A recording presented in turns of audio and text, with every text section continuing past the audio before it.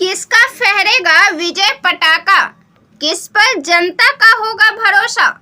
लोकसभा के सीरीज में आज हम बात करने वाले हैं बक्सर लोकसभा की, जहां दो दिग्गजों के बीच पिछली दफा जबरदस्त लड़ाई देखी गई। इस बार भी यह सीट दिग्गजों के ताल ठोकने का गवाह बनने वाला है। बक्सर की वह क्षेत्र है जहां की अंतिम निर्णय ने सियासत की स्थापना में निर्णायक भूमिका निभाई है। 1539 ईस्वी में बक्सर के चौसा में युद्ध में हुमायूं को शिकस्त देकर शेर शाह सूरी बंगाल और बिहार के नवाब बन गए और सुल्तान ए आदिल की उपाधि धारण की।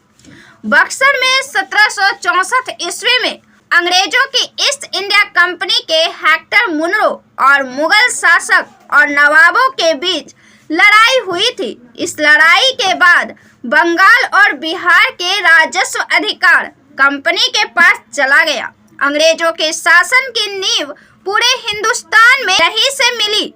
इस सीट पर राजनीतिक पार्टियों ने अपना कब्जा जमाया है, लेकिन सबसे दिलचस्प बात यह है कि कांग्रेस की दावेदारी पूरे देश में होने के बावजूद यहां पहली दफा निर्दलीय सांसद चुने गए। साल 1952 और 1957 में सबसे पहले कमल सिंह निर्दलीय सांसद बने। इस वक्त कांग्रेस का कब्जा था, लेकिन कांग्रेस की एंट्री साल 1962 में हुई। 4 बार कांग्रेस ने अपनी जीत यहां दर्ज की। अनंत शर्मा, राम सुभग सिंह, कमल कांत तिवारी इस पार्टी का प्रतिनिधित्व कर रहे थे।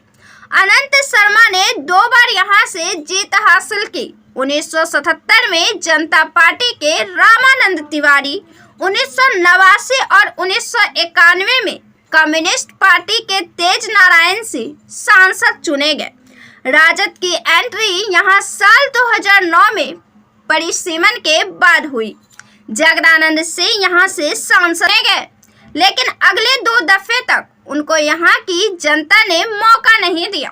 भाजपा के कमल का दामन थामकर अश्विनी चौबे साल 2014 और 2019 में सांसद के तौर पर जीत दर्ज कर लिए। बक्सर से वर्तमान सांसद अश्विनी कुमार चौबे भाजपा के सांसद हैं और इन्हें 4,73,053 वोट मिला था। इन्होंने 1,17,609 वोट से जगदानंद सिंह को परास्त किया था। राजद के जगदानंद सिंह को 3,35,444 वोट मिले थे। साल 2014 में भी जगदानंद सिंह को 1,35,000 वोट से इन्होंने हराया था। पिछली बार जहां पीएम मोदी चुनाव प्रचार के लिए आए थे, जिसके बाद यहां की सरगर्मियां तेज हो गई थी। आपको बता दें कि पिछले दफा इस सीट से 16 प्रत्याशी चुनावी मैदान में हुंकार भर रहे थे। हालांकि मुख्य मुकाबला तो भाजपा और राजद के बीच ही रही थी। वहीं चौथे नंबर पर नोटा आ गया था और तीसरे नंबर पर बसपा के सुशील कुमार सिंह। बसपा मायावती की पार्टी है जो उत्तर प्रदेश में है। यह क्षेत्र ब्राह्मणों का बहुल क्षेत्र माना जाता है। यादव की भी बराबरी की दावेदारी है। राजपूत वोटरों की भी तादाद बड़ी संख्या में है। अनुसूचित जाति और अन्य पिछड़ा वर्ग भी अपनी भूमिका अच्छी तादाद में निभाते हैं।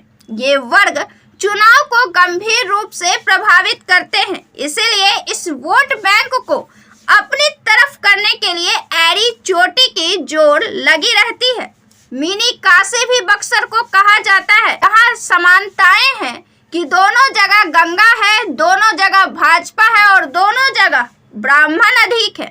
सुधाकर और जगदानंद सिंह खुद ही एक दूसरे पार्टी के खिलाफ में रह चुके हैं।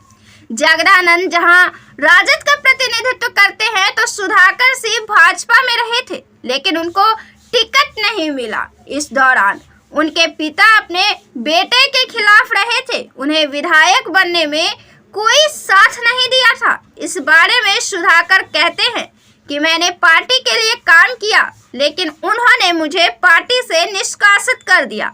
वे बताते हैं कि हम दोनों पिता पुत्र आदर्शों वाली राजनीति करते हैं। जगदानंद बाबू के राजनीतिक सफर की बात करें तो वे साल 1985 में लोकदल के टिकट से पहला विधानसभा चुनाव जीते थे। जनता दल के टिकट से 1990 और 1995 में बिहार विधानसभा चुनाव जीते। 2000 और 2005 का चुनाव इन्होंने राजद के टिकट से जीता। ये 6 बार विधायक रह चुके हैं। अश्विनी कुमार की बात करें तो वे 2 बार सांसद रहे हैं। बिहार सरकार के अधीन स्वास्थ्य मंत्री रहे हैं और विधायक भी रह चुके हैं। साल 1996 से साल 2004 तक भाजपा का खाता यहां पहली दफा खोलने वाले लालमुनि चौबे हैं। लालमुनि चौबे का जन्म कैमूर में हुआ है। लालमुनि चौबे साल 1966 में जनसंघ से जुड़े और साल 1972 में चैनपुर से पहली बार विधायक हुए।